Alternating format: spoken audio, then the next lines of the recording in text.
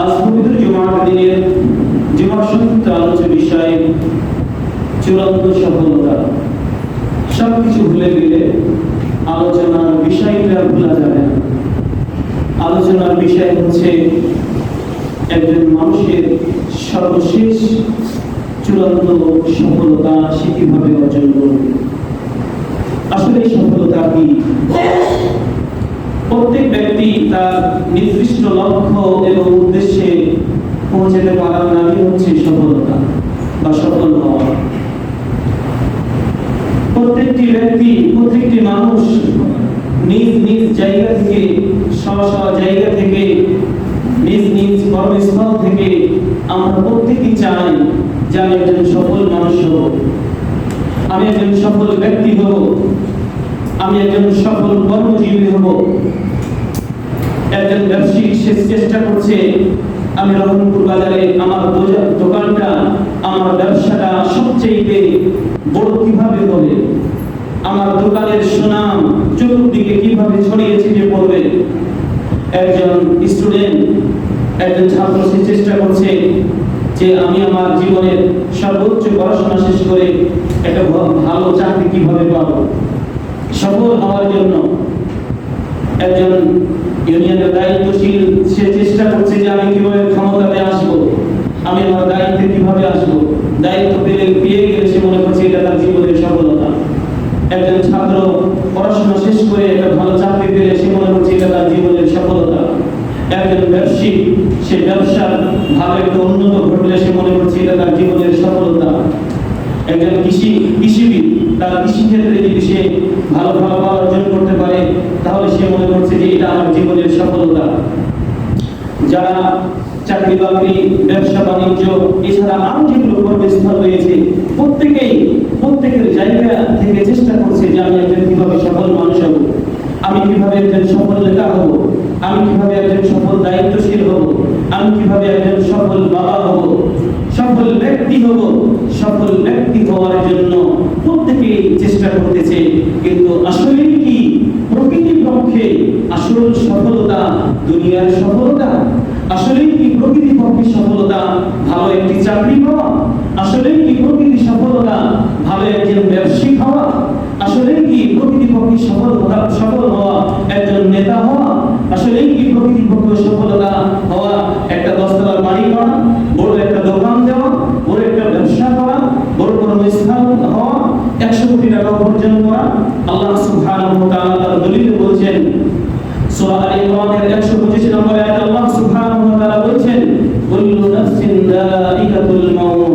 পৃথিবীর মানুষ শুনে রাখো, তোমাদের যাদের জীবন রয়েছে, তোমাদের যাদের নাফস রয়েছে, তোমাদের যাদের আত্মা রয়েছে, রূহ রয়েছে, তোমাদের প্রত্যেককেই মৃত্যুবরণ করতে হবে, তোমাদের প্রত্যেককেই দুনিয়া থেকে চলে যেতে হবে, তোমাদের প্রত্যেককেই মৃত্যুর স্বাদ গ্রহণ করতে হবে।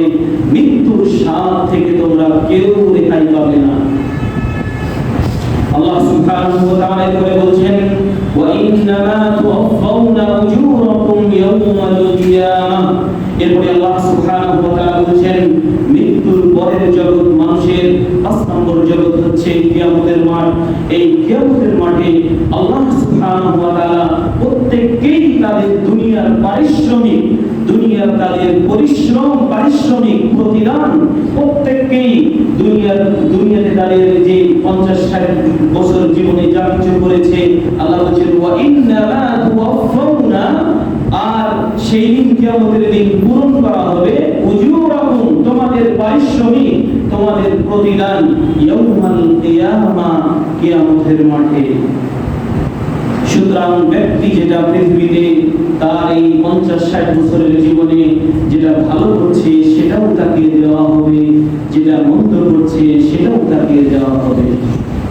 আল্লাহ সুবহানাহু ওয়া তাআলা বলেন, আল্লাহ তাআলা বলেন, ইয়া ইবনা আদম, হে পৃথিবীর আদম সন্তানেরা শোনো, ইন্নী হারামতু যুলমা আলা নাফসি, নিশ্চয় আমি মহান সত্তা, নিশ্চয় আমি মহান পালনকর্তা, নিশ্চয় আমি তোমাদের প্রভু, আমি আমার নফসের প্রতি, আমি আমার রূহের প্রতি, নফসের প্রতি আমি জুলুমকে হারাম করেছি আমার নিজের জন্য।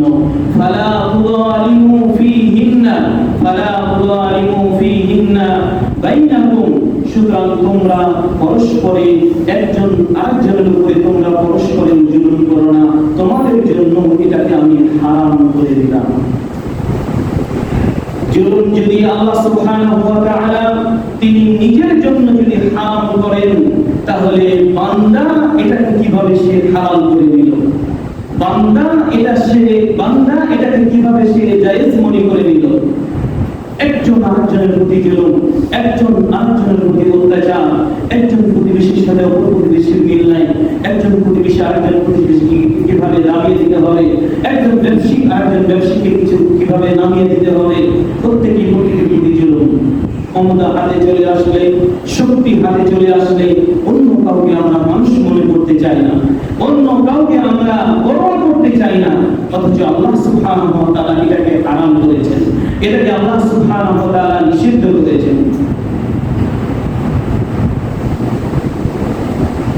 আল্লাহ সুবহানাহু ওয়া তাআলা বলেন, কিয়ামতের দিন আমি প্রত্যেক ব্যক্তিকে তাদের পাওনা, তাদের পারিশ্রমিক, তাদের প্রতিদান আমি বুঝিয়ে দিব। কিয়ামতের দিন আমি আল্লাহ কারোর প্রতি জুলুম করব না, কিয়ামতের দিন আমি কারোর প্রতি অত্যাচার করব না।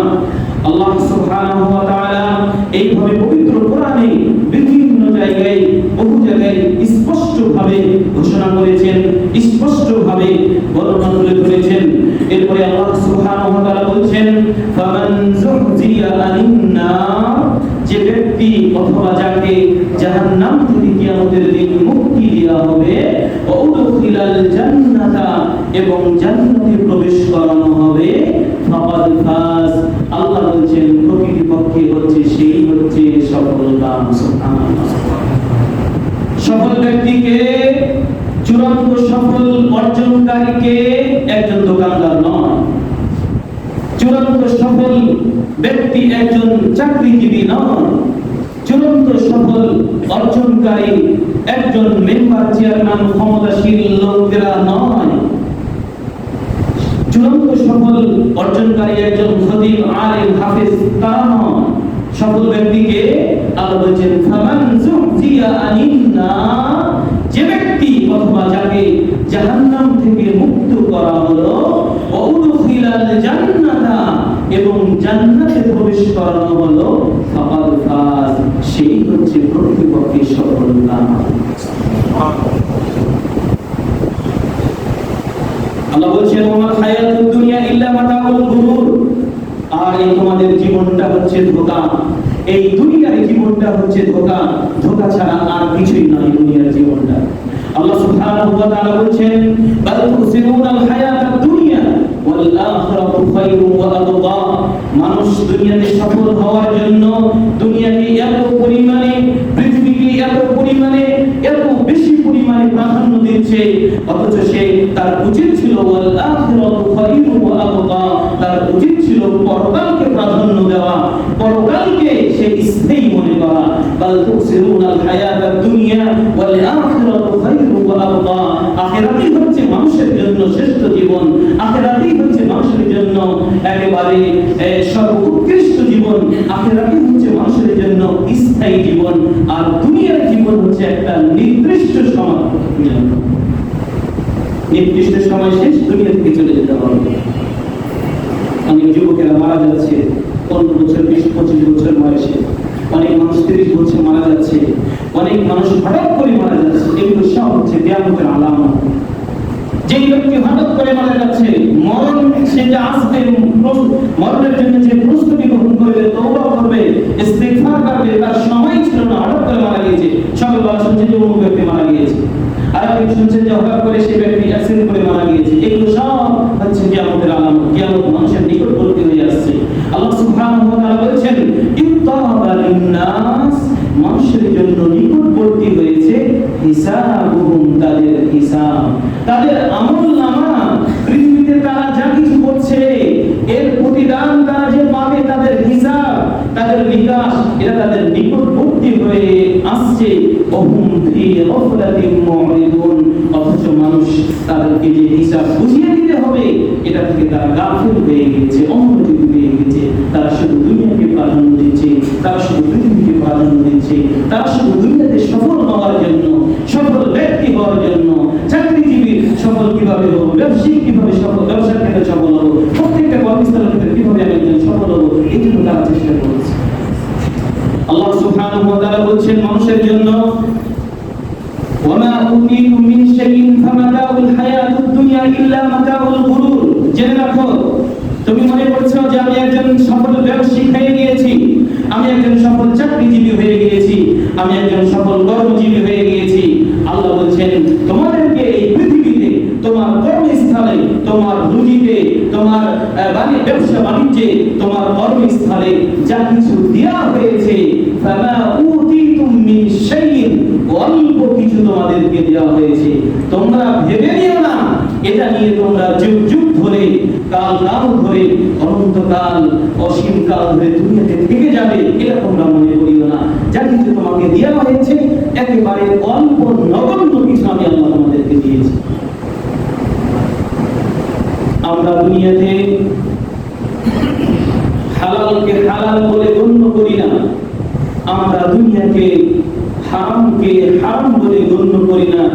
হালাল নেই, হারাম নেই, কিভাবে আমি একজন সফল হব, কিভাবে পরিবারের সবচেয়ে বড় মানুষ হব, কিভাবে পরিবারের সকলকে সুখ শান্তির জন্য হালাল এবং হারামকে উপেক্ষা করে বাড়ি গাড়ি টাকা পয়সা উপার্জন করব, আমার ব্যবসা বড় হবে, আমার চাকরিটা বড় হবে, আমি সুদ খেতে খেতে খেতে অনেক টাকার আমি মালিক হব, বাড়ি গাড়ি হবো, এটাকে আমরা প্রাধান্য দিচ্ছি। আল্লাহ সুবহানাহু ওয়া তাআলা সূরা হাশরের 20 নম্বর আয়াতে আল্লাহ বলছেন লা ইস্তাবি আসহাবুন নার ওয়া আসহাবুল জান্নাহ, আসহাবুল জান্নাতি হুমুল ফাইজুন। আল্লাহ বলছেন যে কখনো সমান তারা নয় যারা জান্নাতের অধিবাসী এবং যারা জাহান্নামের অধিবাসী। লা ইস্তাবি আসহাবুন নার, জাহান্নামের অধিবাসীরা কখনো সমান নয় জান্নাতের অধিবাসীদের সাথে।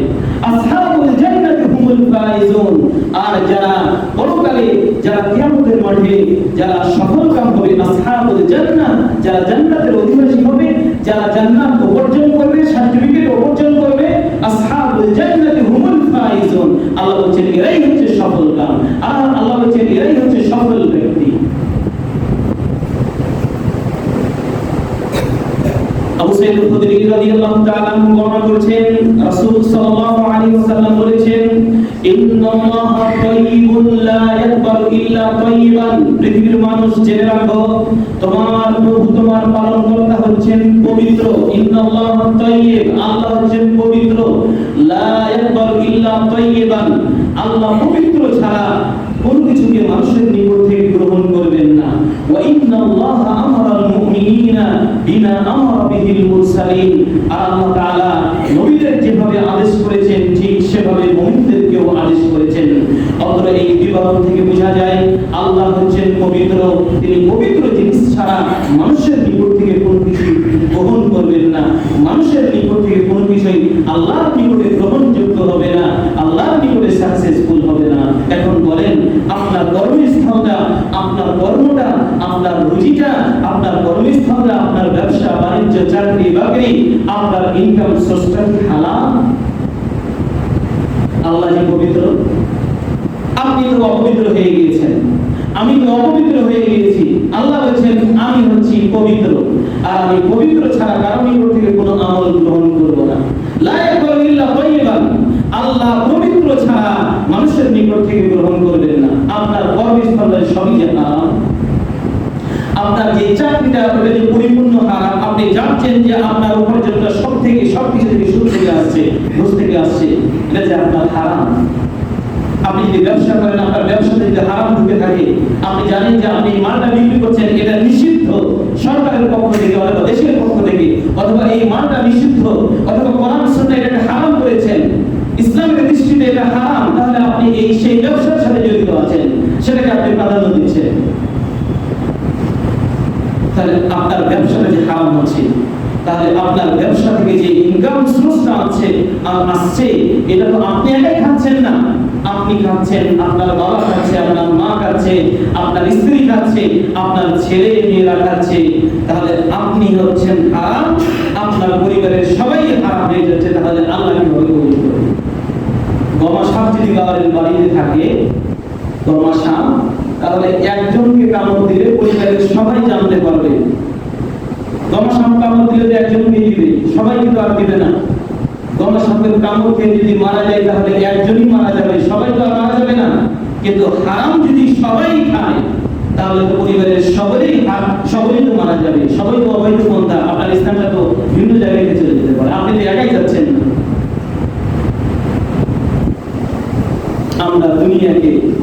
আমরা পৃথিবীকে এত পরিমাণে প্রাধান্য দিচ্ছি যে আমাদের পরকালটাকে আমরা ভুলে গিয়েছি, আমাদের স্থায়ী জায়গাটাকে আমরা ভুলে গিয়েছি, আমরা আখিরাতকে আমরা ভুলে গিয়েছি।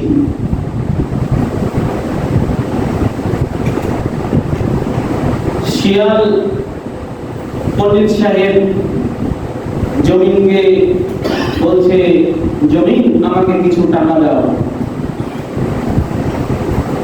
জমিন বলছে শিয়ালকে, পণ্ডিত সাহেব কত টাকা দিতে হবে? 1 কোটি টাকা দিতে হবে, ধার দিতে হবে, কর্জে হাসানা। শিয়াল দেখেন ও প্রাণী, এরপর ওর জ্ঞান আছে, ও বলছে আমাকে কর্জে হাসানা দাও, কর্জে হাসানা টাকা দাও। ইসলামে কর্জে হাসানা টাকা চলে, কিন্তু আমাদের মাঝে ঢুকে গিয়েছে সম্পূর্ণ টাকা দিলে কিছু টাকা নাকি বেশি দিতে হবে, তাহলে টাকা ধার দিবে না হলে দিবে না। আল্লাহ বলছেন ওমাইয়া কুরিদুল্লাহ করদান হাসানান ফায়ুদাইফাহু লাহু আদাফান কাসীরা। সুবহানাল্লাহ। যে ব্যক্তি আল্লাহকে কর্জে হাসানা দিবে, যে ব্যক্তি কোনো মানুষকে কর্জে হাসানা দিবে, ধার দিবে কর্জে হাসানা, মানে টাকা দিবে 1 মাসের জন্য 1 লাখ টাকা, পরে আবার 1 টাকায় ফেরত দিবে, এরকম, এটা হচ্ছে কর্জে হাসানা। ওই টাকাতে অতিরিক্ত কোনো টাকা যোগ হবে না, তার থেকে আপনি কোনো কিছু বেনিফিট দিবেন না, অথবা তার থেকে কোনো ফায়দা হাসিল করবেন না। এইরকম কাউকে যদি আপনি টাকা দেন তাহলে আপনার টাকাটা দেওয়া হবে, আল্লাহকে দেওয়া হবে। আর আল্লাহ বলছেন ওমাই ইউরিদুল্লাহ করদান হাসানান ফায়ুদাইফাহু লাহু আদাফান কাসীরা। যে ব্যক্তি কর্জে হাসানা মানুষকে টাকা দিবে, আল্লাহ তার ওই টাকাতে এত পরিমাণে, এত অধিক পরিমাণে বরকত দিবে, যা ওই সুদকে ব্যক্তি যে উপার্জন করবে ওতে আল্লাহ তত বেশি পরিমাণে বরকত দিবেন না। সুবহানাল্লাহ।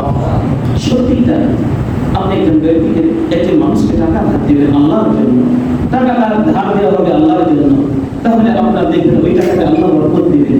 আর যেই ব্যক্তিটা সুদ খাচ্ছে, যেই ব্যক্তিটা ঘুষ খাচ্ছে, যেই ব্যক্তির উপার্জনটা অবৈধ, যেই ব্যক্তির ইনকাম সোর্সটা অবৈধ, আল্লাহ ওর পরিবারে, ওর ভিতরে আল্লাহ কখনো বরকত দিবেন না। এবং ওই পরিবারে সারা জীবন অশান্তি লেগে থাকবে, ওই পরিবারের সুখ উঠে যাবে, ওই পরিবারে রোগ আসবে, বালা আসবে, মুসিবত আসবে, যেটা পৃথিবীর ইতিহাসে ছিল না। দেখবেন যে পরিবারগুলোতে শান্তি নাই, শান্তি হারিয়ে গিয়েছে। নিজের বউর সাথে গন্ডগোল, ছেলেদের সাথে গন্ডগোল, বাবার সাথে গন্ডগোল, টাকা নিয়ে গন্ডগোল, খাচ্ছে, খাওয়ার কোনো শান্তি নেই। এক লোক বলছে যা কিছু খাই হুজুর, ভালো কিছু খাই, কিন্তু খাওয়ার কোনো যে স্বাদ পাই না। আমি বলছি আপনার টাকাটা কি হালাল? যদি টাকা হালাল হয় তাহলে খাওয়াতে তো আসলেই স্বাদ পাওয়ার কথা। টাকাতে যদি হালাল না হয় তাহলে যে স্বাদ হবে না, হারাম যে ঢুকে আছে। আল্লাহ যে হচ্ছে পবিত্র, আল্লাহ যে পবিত্র সারা কবুল করবেন না। আপনার পরিবারের সবাই কারণ কাছে আপনি কাছে স্বাদ পাবেন কি? গোশ খাই, গোশে স্বাদ নাই, ডাউল দিয়ে ভাত খাই, ভর্তা দিয়ে ভাত খাই, ওটা দিয়ে খান কি করবেন? টাকা হালাল হয়, টাকা হালাল হোক, দেখবেন প্রশান্তি আসবে, গোশত আপনার কাছে ভালো লাগবে, মাছ ভালো লাগবে, ভালো জিনিস ভালো লাগবে। মানে হারাম খেলে খেলে আর ভালো জিনিস আর ভালো লাগে না, স্বাদ উঠে গিয়েছে। বলছিলাম পণ্ডিত সাহেব জমির কাছ থেকে টাকা ধার নিয়েছে, কত টাকা? 1 কোটি টাকা। কি টাকা ধার নিয়েছে? কর্জে হাসানা। কিছু দিনের জন্য জমিনের থেকে টাকা ধার নিয়েছে। জমি বলছে কতদিন পর দিবে? পণ্ডিত সাহেব বলছে 1 বছর পরে দিব।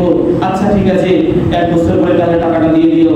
এরপরে 1 বছর হলো, পণ্ডিত সাহেব জমিনকে বলছে ভাই টাকাটা ফেরত দিতে হবে যে। তো বলছে জমি টাকা যে ধার কিছুদিন সময় একটু বাড়িয়ে দিতে হবে, 6 মাস। আচ্ছা ঠিক আছে, জমিন পণ্ডিত সাহেবকে শিয়ালকে বললো যে টাকা আরো 6 মাস বাড়িয়ে দিলাম, 6 মাস পরে আমার টাকাটা দিও। 6 মাস হলো, এখন সময় এসে গিয়েছে, টাকা বলছে টাকা আরো 3 মাস বাড়িয়ে দিতে হবে। এরপরে বলছে 3 মাস হলো, টাকা বলছে আরো 2 মাস, এইভাবে 1 মাস। এরপরে যেতে যেতে শিয়াল তো টাকা খেয়ে শেষ করে দিয়েছে, কোথা থেকে জমিনকে টাকা দিবে? শিয়াল এখন টাকা জমিনকে বুঝিয়ে দিতে না পারার কারণে পণ্ডিত সাহেব এবার বাংলাদেশ থেকে ভারত পলায়ন করা শুরু করলো। এরপরে ভারত থেকে পাকিস্তান, পাকিস্তান থেকে নেপাল, নেপাল থেকে কুয়েত, কাতার, মালয়েশিয়া, যেতে যেতে যেখানেই যায় সেখানেই জমিন তাকে পেয়ে বসে। যেখানেই যায়, ভারতে গেলেও মাটি, বাংলাদেশেও মাটি, তার মাটি থেকে টাকা ধার নিয়েছে, জমিনের থেকে টাকা ধার নিয়েছে, পালাতে চেষ্টা করছে কিন্তু পালিয়ে আর যেতে পারছে না। যেখানে যায় সেখানেই মাটি। বাংলাদেশ থেকে চলে গেছে ইন্ডিয়া, ইন্ডিয়া থেকে চলে গেছে পাকিস্তান, পাকিস্তানে যে হচ্ছে মাটি, মাটি মাটি তাকে পেয়ে বসছে। দেখবেন কিছু মানুষ, সমাজে এরকম কিছু মানুষ আছে, এনজিওর কাছ থেকে টাকা নিয়েছে, অমুক দোকানদারের কাছ থেকে কিছু টাকা ধার নিয়েছে, অমুক ব্যক্তির কাছ থেকে কিছু টাকা ধার নিয়েছে, সুদের উপরে টাকা নিয়েছে, নিতে নিতে এমন টাকা বেশি হয়ে গেছে আর মানুষের জ্বালা, দোকানদারদের জ্বালা, ব্যক্তির জ্বালা সহ্য করতে না পেরে এবার রহমপুর ছেড়ে ঢাকা পালা। ঢাকায় গিয়েও দেখতেছি যে আর যারা সহ্য করতে পারে না, ফোনের পরে ফোনে আসছে, তখন ফোন বন্ধ করে দিয়ে ইন্ডিয়া যেতে হবে, তাহলে আর কেউ মনে হয় তুমি ইন্ডিয়া যাও, তোমাকে সেখান থেকে ধরে নিয়ে আসা হবে। প্রিয় ভাইরা, এরকম সমাজে আমাদের মানুষ আছে। দেখুন এই পণ্ডিত সাহেব যেখানেই যায় পৃথিবীর সেখানেই তাকে জমিন পেয়ে বসে, জমিন তাকে গ্রাস করবে, জমিন থেকে সে পালাতে পারবে না। মানুষ মনে করছে এই দুনিয়াতে তারা যুগ যুগ ধরে থাকবে, মানুষ মনে করছে এই পৃথিবীতে কালকাল ধরে থাকবে, কিন্তু মানুষকে এই মৃত্যুর স্বাদ, মানুষকে এই মৃত্যুর স্বাদ তাকে গ্রহণ করতে হবে। মরণ থেকে সে বাঁচতে পারবে না, মৃত্যু থেকে তাকে সে বাঁচতে পারবে না, তাকে জমিন গ্রাস করবে, জমিনেই তাকে যেতে হবে, মাটিই তাকে ভ্রমণ করবে, মাটির ভিতরেই তাকে যেতে হবে, মাটি থেকে আপনার পালানোর কোনো সুযোগ নেই। সুতরাং সাময়িক সুখের জন্য আপনার যেন পরকাল না হারিয়ে যায়, সাময়িক সুখের জন্য আপনার কবরের প্রশ্নের উত্তর যেন হারিয়ে না যায়, সাময়িক সুখের জন্য আপনার আখিরাত যেন হারিয়ে না যায়, সাময়িক সুখের জন্য কিয়ামতের দিন আল্লাহর পক্ষ থেকে যে আরশের ছায়া থাকবে সেই আরশের ছায়া যেন আপনার হারিয়ে না যায়। রাসূল সাল্লাল্লাহু আলাইহি ওয়াসাল্লাম বলেছেন, যা রাজুলুন ইলা নবী সাল্লাল্লাহু আলাইহি ওয়াসাল্লাম, একজন ব্যক্তি রাসূল সাল্লাল্লাহু আলাইহি ওয়াসাল্লামের নিকটে আসলেন, এসে বলছেন, ইয়া রাসূলুল্লাহ, হে আল্লাহর রাসূল, আইয়ুন নাসি খায়রুন, আপনি কি একটু বলবেন মানুষ তো পৃথিবীতে অনেক আছে, এই মানুষগুলোর মধ্যে থেকে সবচেয়ে ভালো মানুষ কে? সবচেয়ে আইয়ুন নাসি খায়রুন, এই মানুষগুলোর মধ্যে থেকে সবচেয়ে ভালো মানুষ কে? নবী আপনি একটু কি আমাকে বলবেন? ফাকাল, রাসূল সাল্লাল্লাহু আলাইহি সাল্লাম বললেন, মান তালা উমরিহি ওয়া হুসনু আমালিহি, মানুষের মধ্যে থেকে সবচেয়ে ভালো মানুষ যার বয়স বেশি হয়েছে, বয়স বেশি হওয়ার সাথে সাথে ব্যক্তির আমল সুন্দর হয়েছে। রাসূল বললেন যে এই ব্যক্তি হচ্ছে সবচেয়ে ভালো ব্যক্তি। ভালো ব্যক্তিকে যার দাড়ি আছে, হালাল দাড়ি, নবীদের সুন্নাহ, নবীদের পক্ষ থেকে এটাকে ওয়াজিব করা হয়েছে, দাড়ি ছেড়ে দিয়েছে, বয়স 30-40 পেরিয়ে 50 হয়ে গিয়েছে, এখনো দাড়ি ছাড়তে পারেনি, তাহলে ব্যক্তি ভালো হলো কিভাবে? যে ব্যক্তিটার বয়স এখন 40-50 হয়েছে, এখনো মসজিদ ধরতে পারেনি, সে ব্যক্তি ভালো হলো কিভাবে? এই জন্য তো লোকটি আবার প্রশ্ন করছেন, ইয়া রাসূলুল্লাহ, ওয়া আইয়ুন নাসি শাররুন, আর মানুষের মধ্যে থেকে সবচেয়ে ঘৃণিত ব্যক্তি কে? আপনি একটু বলবেন? ফাকাল, রাসূল সাল্লাল্লাহু আলাইহি সাল্লাম বললেন, মান তালা উমরিহি ওয়া সুউ আমালিহি, ওই ব্যক্তিই হচ্ছে সবচেয়ে নিকৃষ্ট মানুষের মধ্যে থেকে, ওই ব্যক্তিই হচ্ছে সবচেয়ে খারাপ ব্যক্তি, নোংরা ব্যক্তি, নিকৃষ্ট ব্যক্তি, যার বয়স বেশি হয়েছে কিন্তু তার সাথে কোনো আমলে যুক্ত নাই, ভালো আমল যুক্ত নাই, এই ব্যক্তিই হচ্ছে সবচেয়ে নিকৃষ্ট ব্যক্তি, এই ব্যক্তিই হচ্ছে সবচেয়ে খারাপ ব্যক্তি। ভালো ব্যক্তিকে যে ব্যক্তি 5 ওয়াক্ত সালাত আদায় করে, ভালো ব্যক্তিকে যে ব্যক্তি নিয়মিত নফল সিয়াম পালন করে, ভালো ব্যক্তিকে যার টাকা হয়ে গিয়েছে হজ করতে গিয়েছে, হজ পালন করে, ভালো ব্যক্তিকে প্রত্যেক বছরে অর্থ সম্পদ থেকে উপার্জন থেকে যাকাত দেয়, সেই হচ্ছে ভালো ব্যক্তি। ভালো ব্যক্তিকে যে ব্যক্তি নিয়মিত নফল সালাত সিয়াম, নিয়মিত নফল ইবাদত বন্দেগী করে, এই ব্যক্তি হচ্ছে ভালো। ভালোকে যে ব্যক্তি মানুষের পরনিন্দা করে না, ভালোকে যে ব্যক্তি মানুষের গীবত করে না, পরনিন্দা করে না, দুর্নাম করে না, মানুষকে অপবাদ দেয় না, আর পরস্পরের আলোচনা করে না, এই ব্যক্তি হচ্ছে সবচেয়ে ভালো ব্যক্তি। তার মানে ব্যক্তির বয়স বেশি হয়েছে, ব্যক্তি মসজিদকে 5 ওয়াক্ত নামাজ, মসজিদকে আঁকড়ে ধরেছে, 5 ওয়াক্ত সালাত আদায় করে, নিয়মিত নফল সিয়াম পালন করে, নিয়মিত নফল সালাত আদায় করে, নিয়মিত দান সাদকা করে, রাসূল সাল্লাল্লাহু আলাইহি সাল্লাম বললেন এই ব্যক্তি হচ্ছে সবচেয়ে ভালো ব্যক্তি। আর খারাপ কে? বয়স বেশি হয়েছে এখনো মসজিদ ধরতে পারলো না, বয়স বেশি হয়েছে এখনো বাহানা করে সিয়াম পালন করে না, বয়স বেশি হয়েছে উপার্জন থেকে যাকাত দেয় না, বয়স বেশি হয়েছে টাকা হয়েছে হজ করতে যায় না, বয়স বেশি হয়েছে দাড়ি এখনো ছাড়তে পারলো না, বয়স বেশি হয়েছে এখনো দোকানগুলোতে যে গীবত পরনিন্দা মানুষের সমালোচনা, কার বাড়িতে কি হলো, কোথায় কি ঘটনা ঘটলো, এইগুলো নিয়ে আলোচনা করে। নবী বলেন এই ব্যক্তি হচ্ছে সবচেয়ে খারাপ ব্যক্তি, এই ব্যক্তি হচ্ছে সবচেয়ে ঘৃণিত ব্যক্তি। আল্লাহ সুবহানাহু ওয়া তাআলা বলেন ফামান কানা ইয়ারজু লিকা রাব্বিহি ফালইআমাল আমালান সালিহা, যে ব্যক্তি শুনে রাখো পৃথিবীর মানুষ, যে ব্যক্তি আল্লাহর সাথে সাক্ষাৎ করতে চায়, যে ব্যক্তি আল্লাহর নিয়ামত পেতে চায়, যে ব্যক্তি আল্লাহর জান্নাত পেতে চায়, ফামান কানা ইয়ারজু লিকা রাব্বিহি, যে ব্যক্তি আল্লাহর সাথে সাক্ষাৎ করতে চায়, ফালইআমাল আমালান সালিহা, সেজন্য সৎ আমল করে, সেজন্য ভালো আমল করে, সেজন্য হালাল পন্থায় উপার্জন করে, সেজন্য তার রুজিটা যেন হালাল পন্থায় হয়। সেই ব্যক্তি আল্লাহ সুবহানাহু ওয়া তাআলার কাছে সাক্ষাতের আশা করা মানে আল্লাহর পক্ষ থেকে, আল্লাহর নিকট থেকে জান্নাতের আশা করা। মসজিদে নববী যেটা রাসূল সাল্লাল্লাহু আলাইহি সাল্লামের মসজিদ, রাসূল সাল্লাল্লাহু আলাইহি সাল্লাম যখন মক্কা থেকে মদিনায় হিজরত করে আসলেন, হিজরত করে আসার পরে রাসূল সাল্লাল্লাহু আলাইহি সাল্লাম মসজিদে নববী তিনি বানিয়েছেন, তিনি তৈরি করেছেন। এজন্য বলা হয় মসজিদুন নবী রাসূলুল্লাহ সাল্লাল্লাহু আলাইহি সাল্লাম। এই মদিনার যেটা মসজিদ এটা হচ্ছে রাসূলের মসজিদ। তো মসজিদে নববী কোন ব্যক্তি যদি মসজিদে নববী 71 সালাত আদায় করে তাহলে 1000 সওয়াব পাবে। আর মক্কাতে কোন ব্যক্তি যদি 1 রিকাত সালাত আদায় করে তাহলে 1,00,000 সওয়াব পাবে। আর কোন ব্যক্তি যদি ফিলিস্তিনে অবস্থিত বাইতুল আকসা যেটা মুসলমানদের প্রথম কিবলা, এখানে কেউ যদি সালাত আদায় করে তাহলে 50,000 সওয়াব পাবে। বর্ণনাটাকে একটু মতলক্ষ্য রয়েছে। তাহলে 3 মসজিদ ছাড়া কোন মসজিদে সফর করা যাবে না। সওয়াবের উদ্দেশ্যে, নেকির উদ্দেশ্যে আমরা আলেম ওলামারা বলি না তাকলিদ জামাত ভুল করে, এই মসজিদে যাই ওই মসজিদে যাই সওয়াবের আশায়, যদি সওয়াবের আশায় যে থাকে তাহলে তারা ভুল করছে। আর যদি বলে যে দাওয়াতের আশায় যাচ্ছে তাহলে যেতে পারে, আমার পক্ষ থেকে কোনো এই ব্যাপারে মন্তব্য নেই। আর যদি বলে যে সওয়াবের আশায় যাচ্ছে তাহলে তারা ভুল করছে। কারণ 3 মসজিদ ব্যতীত কোথাও সওয়াবের উদ্দেশ্যে, নেকির উদ্দেশ্যে যাওয়া যাবে না। সেই মসজিদগুলো কি? একটা হচ্ছে কাবা বাইতুল্লাহ, আল্লাহর ঘর কাবা মক্কায়। দ্বিতীয় নম্বর হচ্ছে মসজিদে নববী যেটা মদিনাতে অবস্থিত। তৃতীয় নম্বর হচ্ছে মসজিদে আকসা যেটা ফিলিস্তিনে অবস্থিত। মসজিদে যেটা কথা বলছিলাম মসজিদে নববী আমি বসে আছি, একদিন বসে থাকতে আমার পাশে সেনেগাল থেকে 4-5 জন লোক আসলো। লোক এসে আমার পাশে বসলো, কালো কালো মানুষ, বিশাল দেহের অধিকারী। আমি সালাম দিলাম তাদেরকে। সালাম দেওয়াতে একজন ব্যক্তি তাদের ভিতর থেকে আলেম ছিল, যে ব্যক্তি আরবি ভাষা বুঝে। আমি সালাম দিলাম, এরপরে জিজ্ঞাসা করলাম মিনা আইনা আনতুম, কোথা থেকে আপনারা এসেছেন? তো বলছে জি তুমি সেনেগাল, আমরা সেনেগাল থেকে এসেছি। সেনেগাল একটি দেশ, আফ্রিকান মহাদেশের একটি দেশ হচ্ছে সেনেগাল। তো আমি বললাম তাকে যে কেমন আপনার বয়স কত? তার ফেস দেখে, তার বডি দেখে, দেহ দেখে আমি বললাম যে আপনার বয়স কত?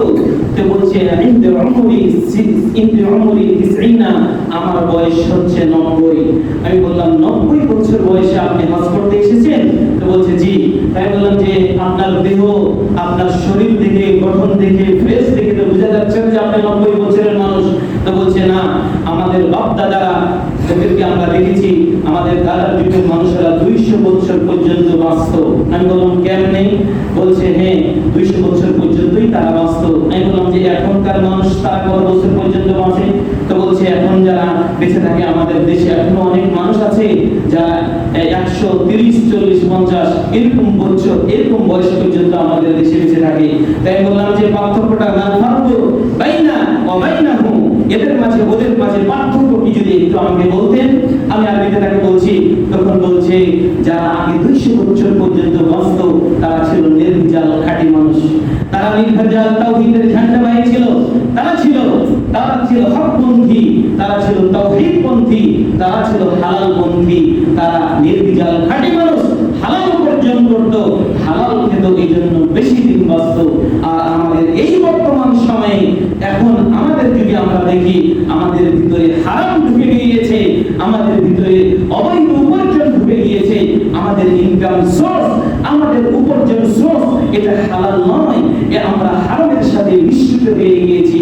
যার কারণে এই বর্তমান সময়ে আমাদের সময়ের মানুষগুলোর বয়স কমে গিয়েছে।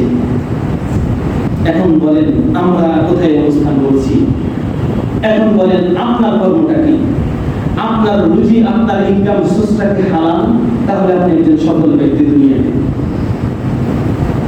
নাটোরে খুতবা দিতে গেলাম, শুক্রবারটি খুতবা দিয়ে জুমার পরে ইসলামকে বললাম যে আমাকে একটু নাটোরের কাঁচাগোল্লা দোকানে নিয়ে যাও, যেখান থেকে অরিজিনাল কাঁচাগোল্লা পাবো। তো রিস্কাওয়ালা বলছে, হুজুর এখন তো আর সেই নির্বিচাল খাঁটি কাঁচাগোল্লা নাই। যারা প্রথমে কাঁচাগোল্লা শুরু করেছিল তারা ছিল নির্বিচাল মানুষ, তারা ছিল খাঁটি মানুষ। তখন নির্বিচাল খাঁটি কাঁচাগোল্লা পাওয়া যেত। এখন আর নির্বিচাল মানুষ নাই, খাঁটি মানুষ নাই, এজন্য তো খাঁটি আর কাঁচাগোল্লা পাবেন না, পাবেন যেটা ভেজাল যুক্ত। তো আসলে ভেজাল যুক্তটাই লোকদের মূল্য। আমরা সবাই ভেজালের সাথে জড়িত হয়ে গিয়েছি। আমাদের ইনকাম সোর্সগুলো, আমাদের কর্মগুলো সব কিছু হারাম পন্থায় হচ্ছে, আমাদের উপার্জনটা সব কিছু হারাম পন্থায় হচ্ছে। যার কারণে আমরা আমাদের আসলটাকে, আমাদের আসলি, আমাদের মূল উদ্দেশ্যকে আমরা হারিয়ে ফেলতেছি।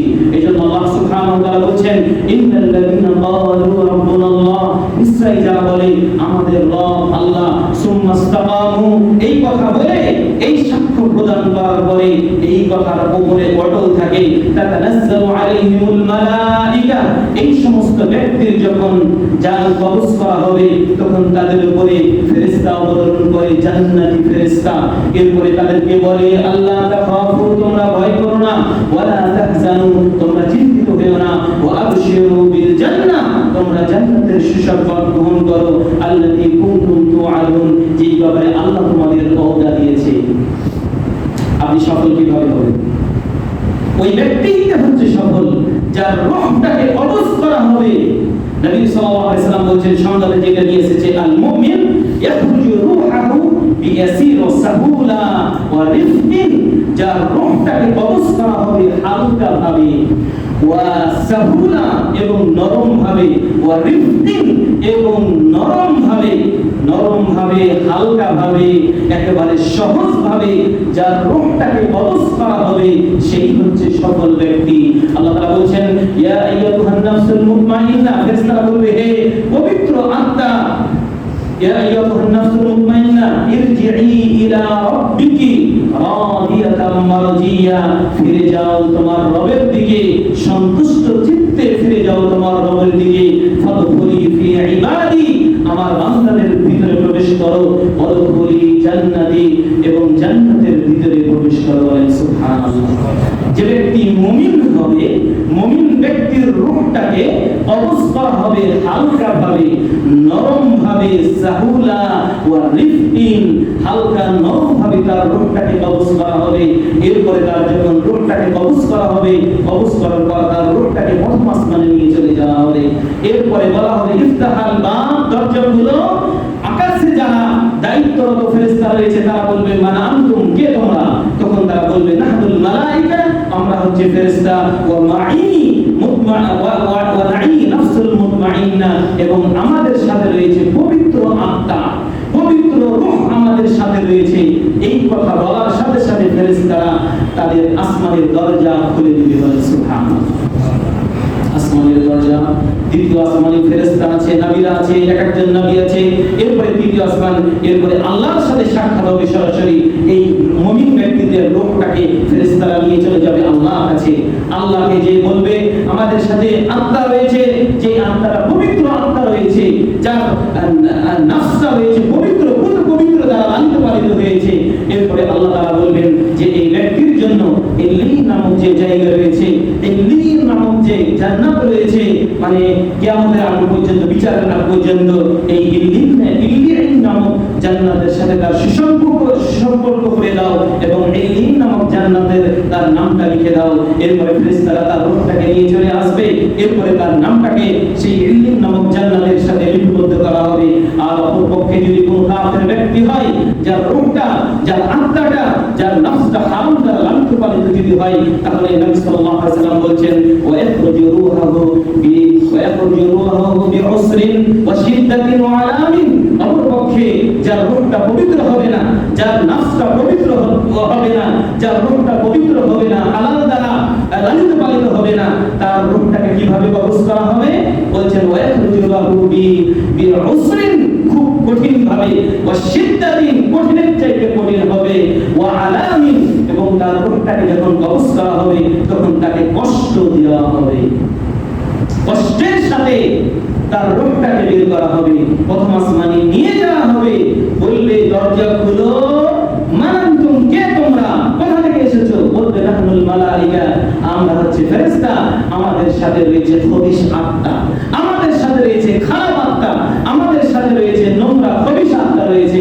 আর আসমানের দরজা খোলা হবে না, তাদের রূহটাকে ওই প্রথম আসমান থেকে নিক্ষেপ করা হবে এবং তাদের জন্য সিজ্জিন নামক যে জাহান্নাম রয়েছে, এই সিজ্জিন নামক জাহান্নামের সাথে তাদের সুসম্পর্ক সেখান থেকে মৃত্যু থেকে শুরু হয়ে যাবে এবং সেটাকে তার জন্য লিপিবদ্ধ করা হবে। প্রিয় উপস্থিতি, মরণটা যদি, আমার রূহটা যদি হালকা ভাবে, নরম ভাবে যদি কবজ করা হয়, তাহলে আমি হব পৃথিবীতে সবচেয়ে একজন সফল ব্যক্তি। আমাকে আমার কবরের প্রশ্ন যে করা হবে, মান রব্বুকা মান দীনুকা মান নাবিয়ুকা, আমি যদি উত্তর দিতে পারি, আমি হব একজন সফল ব্যক্তি।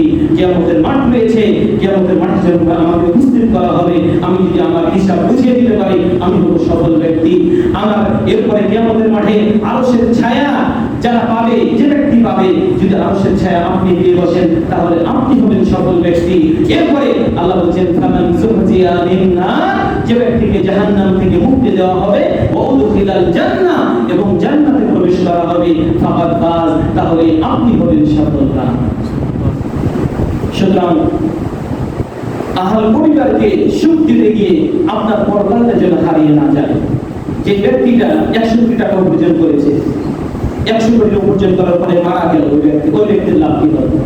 আল্লাহ বলেন ইয়া আইয়ুহাল্লাযীনা আমানু কু আনফুসাকুম ওয়া আহলিকুম নারা, হে ঈমানদারগণ, তুমি আগে নিজে বাঁচো, এরপরে আহল পরিবারকে বাঁচাও। আগে নিজে বাঁচতে হবে। আপনি যদি নিজে বেঁচে যান, আপনি যদি নিজে হালাল পন্থায় চলেন, আপনি যদি পাঁচ ওয়াক্ত নামাজের সাথে সালাত আদায় করতে পারেন, আপনি যদি সিয়াম পালন করতে পারেন, আল্লাহর বিধান চলতে পারেন, একটু দুনিয়াতে যদি কষ্ট হয়, এরপর যদি আপনার উপার্জনটা হালাল হয়, তাহলে আপনি সফল ব্যক্তি হবেন। আর যদি পরিবারের সুখের জন্য আপনি যদি খালি অবৈধ উপার্জন করেন, ক্ষমতার বাহাদুরি দেখান, আর যদি আপনার পরকালটা হারিয়ে যায়, তাহলে ওই 100 টাকা উপার্জন করে আপনার কোনো লাভ হবে না, কারণ আপনার পরকাল হারিয়ে গিয়েছে, আপনার আখিরাত হারিয়ে গিয়েছে, কারণ আপনি কিয়ামতের দিন আপনি আরশের ছায়া পাবেন না।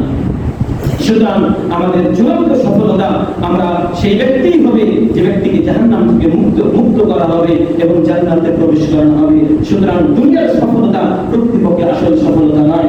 আসল সফলতা হচ্ছে পরকালের সফলতা। দুনিয়ার সফলতা অর্জন করতে হবে কথা ঠিক, তবে এটা হচ্ছে অস্থায়ী সফলতা, স্থায়ী সফলতা নাই। এবং ক্ষণিকের সফলতা একেবারে স্থায়ী সফলতা নাই। যুগ যুগ ধরে এই সফলতা থাকবে না, কিছুদিন পরে হারিয়ে যাবে। যে ব্যক্তিটা অনার্স পাস করলো, মাস্টার্স পাস করলো, বিশেষ ক্যাডার হলো, এরপরে চাকরি হলো, চাকরি হওয়ার 1 মাস পরে অ্যাক্সিডেন্ট হয়ে মারা গেল, তার জীবনের সফলতা কোথায় আমাকে বলে? বিশেষ ক্যাডার হয়েছে, 1 মাস পরে অ্যাক্সিডেন্ট হয়ে মারা গেল, তার সফলতা কোথায়? যে নেতৃত্ব ছিল, নেতা ছিল, প্রধান ছিল, সেটা মনে করছিল আমি বের হয়ে গেছি, তার ক্ষমতা হারিয়ে গেল, তার সফলতা কোথায়? তাকে হিসাব বুঝিয়ে দিতে হবে, মানুষের হক তাকে বুঝিয়ে দিতে হবে, মানুষের পাওনা তাকে বুঝিয়ে দিতে হবে, তার সফলতা কোথায়? কয়েকদিন পরে মারা যাবে, সফলতা কোথায়? আসল সফলতা এগুলো কোন খুশি সফলতা নয়, পরকালের সফলতাটাই হচ্ছে আসল সফলতা। আমি যদি জান্নাত পাই, তাহলে আমি একজন সফল ব্যক্তি হব। সুতরাং আমরা আশা করি আপনারা বুঝতে পেরেছেন। সুতরাং আমি আমার জীবন থেকে কতটুকু আমি আল্লাহর জন্য ব্যয় করতে পারছি, আমি আমার জীবন থেকে কতটুকু সময়ের সালাতের পিছনে ব্যয় করতে পারছি, আমি আমার জীবন থেকে কতটুকু কোরআন তেলাওয়াত বেশি বেশি করতে পারছি, আমি আমার জীবন থেকে আমি কতদিন নফল সিয়াম পালন করতে পারছি, আমি আমার জীবন থেকে আমার যদি অর্থ সম্পদ থাকলে তাহলে কি আমি হজ করতে পারছি কি পারি না, আমার যদি অর্থ সম্পদ থাকে তাহলে আমি যাকাত দিতে পারি কি পারি না।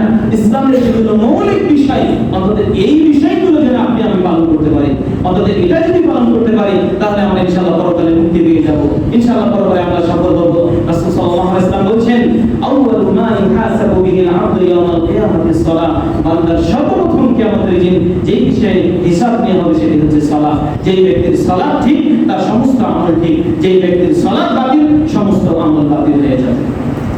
অনেক মানুষ আছে দেখবেন দান দক্ষিণা করে, সাদকা করে, ভালো কাজ করে কিন্তু নামাজ পড়ে না।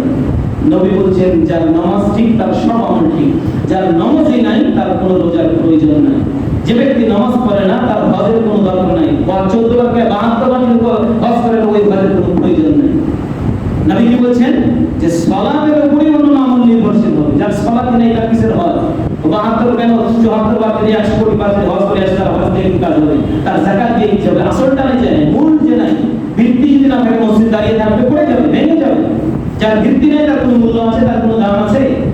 যে ইংলিশ টিচার ইংলিশে লেকচার দিচ্ছে কিন্তু তার বেসিক কোনো জ্ঞান নাই, ওই ছাত্র তৈরি করতে পারবে না। যে আরবি টিচার তার গ্রামার জানা নাই, ও কি ছাত্র তৈরি করবে? ছাত্ররা এমনি করবে, এমনি জানে কিন্তু বেসিক তার কোন জ্ঞান অর্জন করবে না, তার দ্বারা কোনো উপকৃত হবে না, ছাত্র কোনো উপকৃত করতে পারবে না, সে ছাত্র তৈরি করতে পারবে না। যার বেসিক নাই, যার মূল নাই, যার ভিত্তি নাই। সুতরাং মানুষের আমাদের মূল ভিত্তি হচ্ছে সালাত। এই সালাতটাই, এই সালাতটার উপরে সবকিছু আমল নির্ভরশীল হয়। সুতরাং আমরা সালাতকে যেন ভুলে না যাই। আর মনে রাখবেন রাসূল সাল্লাল্লাহু আলাইহি ওয়াসাল্লাম বলেছেন, আহাব্বুল বিলাদি ইলাল্লাহি মাসাজিদুহা, আল্লাহর কাছে সবচেয়ে প্রিয়তম শহর হচ্ছে, জায়গা হচ্ছে মসজিদ। ওয়া আবগাদুল বিলাদি ইলাল্লাহি আসওয়াকুহা, আর আল্লাহর নিকটে সবচেয়ে ঘৃণিত জায়গা, সবচেয়ে নোংরা জায়গা, খারাপ জায়গা হচ্ছে বাজার। বাজার ঘৃণিত জায়গা। মসজিদে আসবেন শান্তি, মসজিদে আসবেন কোনো দুনিয়ার চিন্তা চেতনা নাই, ঝগড়া হয়েছে, এটা হয়েছে পরিবারে, মসজিদে আসবেন কোনো শান্তি নেই।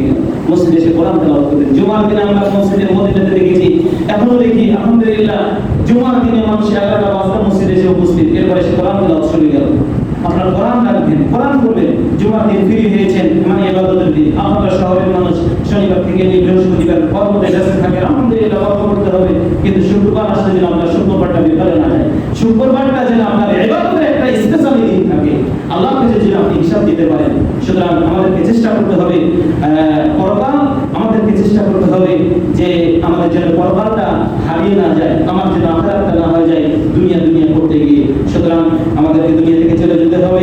আমরা যা কিছু উপার্জন করছি, যা কিছু অর্জন করতেছি, আমাদের মরার পর আমাদের সন্তানরা এগুলো সব কিছু বন্টন করে নেবে, কিন্তু আমার সাথে যাবে শুধুমাত্র আমার আমল, আমার সাথে শুধুমাত্র যাবে আমি যেটা ভক্ষণ করবো, আমার সাথে যাবে সেটাই যেটা আমি ব্যবহার করবো। এই জন্য রাসূল বলেছে, তুমি যেটা খাও সেটা তোমার, তুমি যেটা ব্যবহার করো সেটা তোমার, আর তুমি যেটা আমল করো সেটা তোমার, আর বাদ বাকি সবার। বুঝতে পারেন নাই? আমি যেটা আপনি যেটা খাবেন সেটা আপনার, আপনি যেটা ব্যবহার করবেন পোশাক সেটা আপনার, আর আপনি যদি ভালো আমল করেন সেটা আপনার, তাছাড়া সব যারা আবিষ্কার বন্টন করে দেবেন। সুতরাং যাবে আপনার সাথে তিনটাই জিনিস, মালও যাবে, ব্যক্তিরাও যাবে, এরপরে আমার আমলটাও যাবে, কিন্তু খাটনিটা ফিরে আসবে, এরপরে আপনার অর্থ সম্পদগুলো থেকে যাবে, আর সাথে থাকবে আপনার আমার আমল। সুতরাং এটাই হচ্ছে মানুষের মূল জিনিস। সুতরাং এটা থেকে যেন আমরা এটাকে যেন ভুলে না যাই, এটা আমাদের আসলে হিসাবে আমাদের গ্রহণ করে আমরা যেন দুনিয়ার সফলতাটাকে চূড়ান্ত সফলতা আমরা মনে না করি, আমাদের পরকালের সফলতাটাই হচ্ছে আসল সফলতা। আল্লাহ সুবহানাহু ওয়া তাআলা আমাদেরকে বিষয়গুলো বুঝে আমরা যেন বাস্তব জীবনে যেন আমল করতে পারি, আল্লাহ তৌফিক দান করুন। আল্লাহুম্মা আমিন। আসল সফলতা জান্নাত, আমরা যেন জান্নাত অর্জন করতে পারি, আল্লাহ তৌফিক দান করুন। আল্লাহুম্মা আমিন। আসল সফলতা আরশের ছায়া, আমরা সেটা যেন অর্জন করতে পারি, আল্লাহ তৌফিক দান করুন। আল্লাহুম্মা আমিন। আসল সফলতা হালকা ভাবে রূহ কবজ করা, আমাদের রূহটা যেন আল্লাহ তার ফেরেশতার মাধ্যমে দিয়ে হালকা ভাবে গ্রহণ করে নেয়। আল্লাহুম্মা আমিন। কবরের প্রশ্ন যদি যে ব্যক্তি উত্তর দিতে পারবে সেই হচ্ছে আসল সফল ব্যক্তি। আমরা যেন কবরের প্রশ্নের উত্তরগুলো সঠিকভাবে দিতে পারি, আল্লাহ আমাদের তৌফিক দান করুন। আল্লাহুম্মা আমিন। আমরা আল্লাহর কাছে দোয়া করি, আল্লাহর পক্ষ থেকে যেন আমাদের এই দেশ, স্বাধীন দেশে একজন স্বাধীন রাষ্ট্র, একজন নেতা আসবে যিনি কোরআন এবং সুন্নাহর আলোকে এই দেশ পরিচালনা করবে, এদেশে নেতৃত্ব দিবে, এদেশে কোনো হারাম থাকবে না, এদেশে কোনো স্বৈরাচার শাসক থাকবে না, এদেশে কোনো অবৈধ পন্থায় উপার্জনের ব্যবস্থা থাকবে না, হালাল পন্থায় মানুষরা উপার্জন করবে, মানুষরা কোরআন এবং সুন্নাহর আলোকে জীবনযাত্রা করবে। এইরকম শাসক আমরা রবের পক্ষ থেকে কামনা করি, এইরকম নেতা আমরা রবের পক্ষ থেকে কামনা করি। এবং সাথে সাথে আমাদের ইউনিয়ন, আমাদের পৌরসভা এগুলোতে যারা নেতৃত্বের ক্ষমতায় আসবে, আমরা নির্বাচন করতে গিয়ে যেন আমরা ভুলে না যাই। যদি ভুলে যাই তাহলে আমাদের ব্যর্থতা হবে। সুতরাং আমরা সেই ব্যক্তিকেই সিলেক্ট করব যে ব্যক্তির মনোনিষ্ঠতা ইসলামিক মন নাই, কোরআন সুন্নাহ অনুযায়ী সে তার নেতৃত্ব দিবে, ক্ষমতা চালাবে। আল্লাহর কাছে দোয়া করি আল্লাহ পক্ষ থেকে যেন এটা আমাদের মধ্যে নির্ধারণ করি, আল্লাহুম্মা আমিন। পরবর্তী জীবন যেন আমরা সুখ শান্তিতে, পরবর্তী জীবন যেন আমরা কোরআন সুন্নাহর আলোকে যেন আমরা চলতে